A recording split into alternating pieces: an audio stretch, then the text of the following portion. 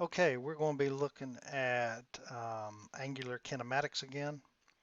This is problem 4 in practice test 3.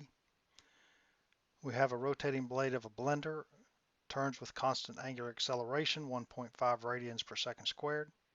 If it starts from rest, A, how much time does it take to reach an angular velocity of 36 radians per second? And B, through how many revolutions does the blade turn in this interval? Once again, it's a problem in angular kinematics. You're expected that you will attempt to solve this problem first. And if you do have difficulties, follow the video, pausing to try your hand at a solution before continuing. What is the relationship or equation between the initial and final angular velocities, angular acceleration, and time? Is there a relation? We have that the final angular velocity equal to the initial angular velocity plus the angular acceleration times the time through which that acceleration occurs. And we have that the initial angular velocity is 0 and that the angular acceleration is 1.5 radians per second squared.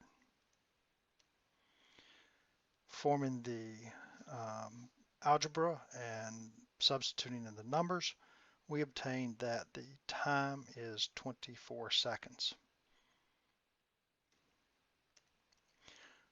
What is a relationship between the change in angle and the initial and final velocities?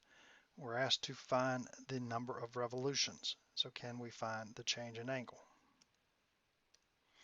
We have the initial angular velocity squared plus 2 times the angular acceleration times the change in angle is equal to the final angular acceleration. Once again, the initial angular velocity is 0.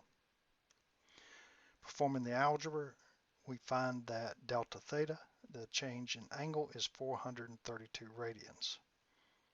Now we need to convert that to revolutions, and we have that 2 pi radians is equal to 1 revolution. So 432 radians times 1 revolution over 2 pi radians is equal to 68.8 revolutions. And so we have our answers. How much time? 24 seconds. B, how many revolutions? 68.8. End of module.